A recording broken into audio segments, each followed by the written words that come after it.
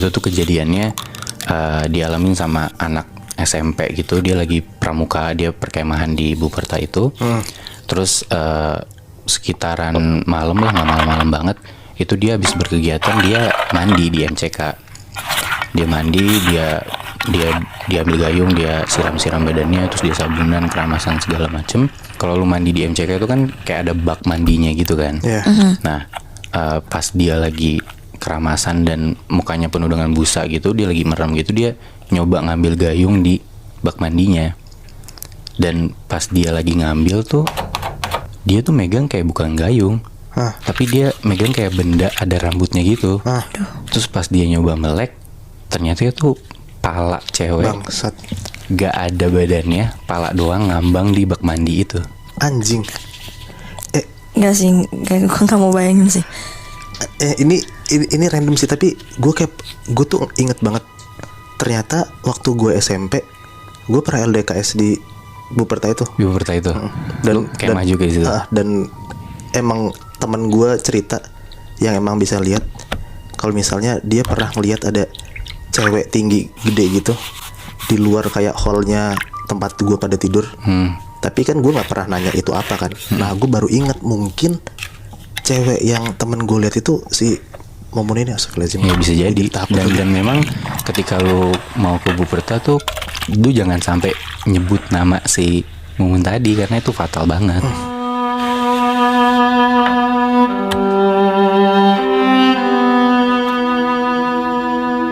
Ngomongin sarang setan kan tadi Syabi tempatnya di tempat umum kan. Iya.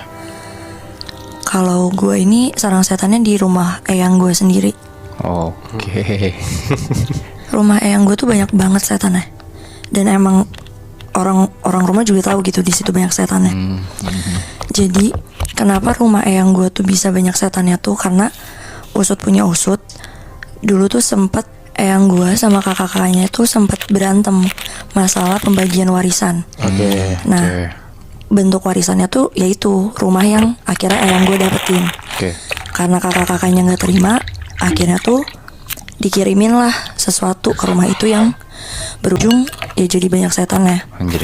Yang dimana di situ setannya bertahun-tahun menetap di situ dan sampai sekarang beranak pinak gitu. Jadi makin banyak. Anjing. What? Nah, jadi waktu itu sempat nyokap gue cerita pas dia SMA, berarti itu sekitar tahun 96-97an. Waktu itu nyokap gue lagi di kamarnya sendiri. Dia lagi belajar. Kamarnya dia itu posisinya tuh meja belajarnya tuh ngadep ke jendela yang dimana jendelanya tuh langsung ke luar ngeliatnya. Di saat nyokap gue lagi belajar, di tengah-tengah dia belajar tuh tiba-tiba dia ngerasa dia tuh ngedengar suara kayak suara ketokan gitu loh, kayak duk duk duk dari jendela di depan nyokap gue kan. Di situ dia berhenti belajar dan dia ngecek, dia ngelihat ke jendela itu dan yang nyokap gue lihat nggak ada apa-apa. Akhirnya di situ nyokap gue lanjut lagi belajar sampai akhirnya untuk kedua kalinya nyokap gue tuh ngedengerin suara yang sama, duk duk duk. Nyokap gue berhenti belajar lagi. Di situ dia diem. Di situ dia ngeliat lagi ke arah jendela itu. Dia nggak ngeliat apa-apa sampai akhirnya dia tuh ngeliat di ujung jendela gitu Bimuy, kayak ada warna putih. Dan ternyata tuh itu yang nyokap gue lihat tuh katanya kain putih. Kain putih. Iya. Ini dari luar jendela kan? Iya, jadi kain putihnya tuh dari luar jendela. Di situ nyokap gue langsung merem, ketakutan. Dia berdoa sampai akhirnya nggak lama dia selesai berdoa dan dia nyoba untuk buka matanya. Dia udah nggak dengar suara itu lagi dan yang tadinya dia lihat kain putih itu udah nggak ada. Oh, hilang tiba-tiba. Nah, akhirnya di situ nyokap gue buru-buru untuk beresin bukunya. Dia masukin lah bukunya ke tasnya. Dengan posisi nyokap gue lagi ngeberesin bukunya, pasti dia agak nunduk dong. Nah, di saat dia lagi masukin buku-bukunya ke tasnya itu, dia ngedenger lagi suara yang sama. Balik lagi. Duk duk gitu. Dan dia tahu itu arahnya dari jendela itu kan. Di situ nyokap gue sempet diem bentar. yang tadinya dia lagi masukin buku dia diem.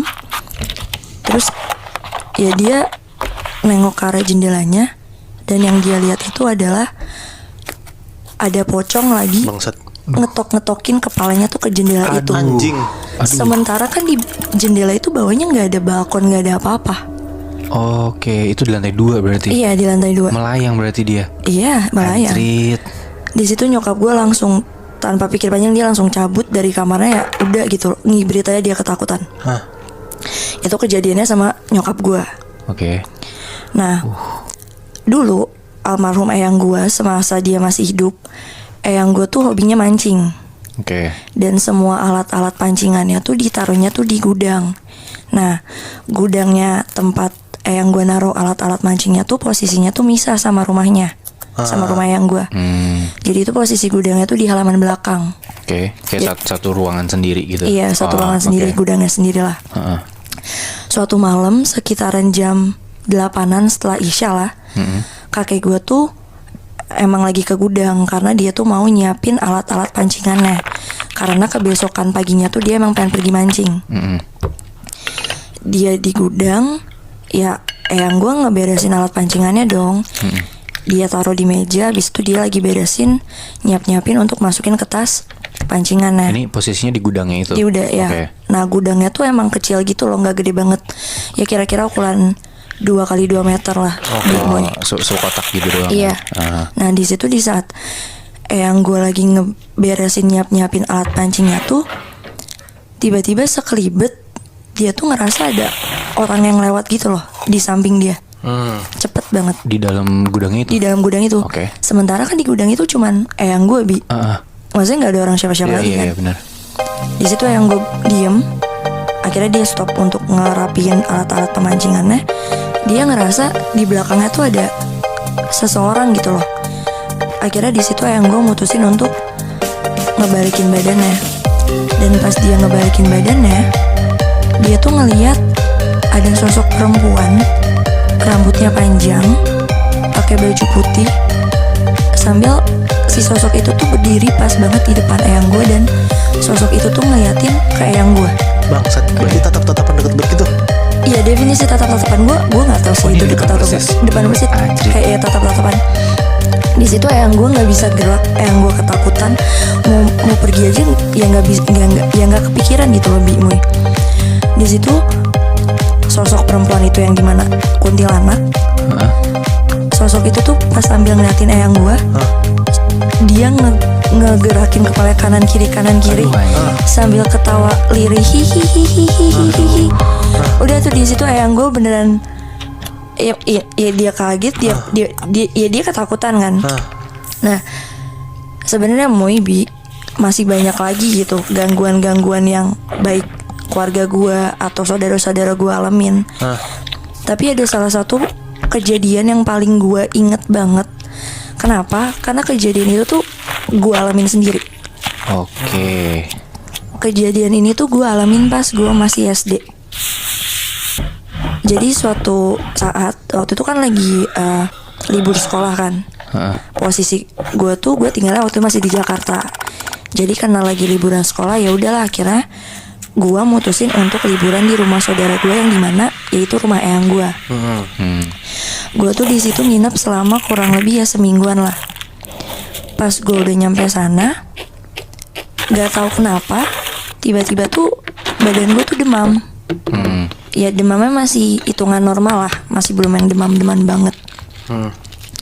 Nah, karena posisinya demam, ya kan berarti gue nggak bisa main sama saudara-saudara gue dong. Iya. Akhirnya gue mutusin untuk rebahan di kamar. Ada satu kamar gitulah. Nah, kamarnya tuh emang nggak begitu besar. Kenapa? Karena emang cukup ada kasur sama satu lemari.